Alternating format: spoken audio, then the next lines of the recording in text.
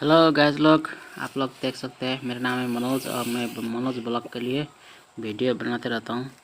और हमारा इधर खस्सी है, 2 खस्सी है, 1 बकरी है। आप लोग वीडियो कहां से देख रहे हैं? अगर आप जहां से वीडियो देख रहे हैं, वीडियो अगर अच्छा लगे तो वीडियो को लाइक कीजिए और सब्सक्राइब कीजिए चैनल को।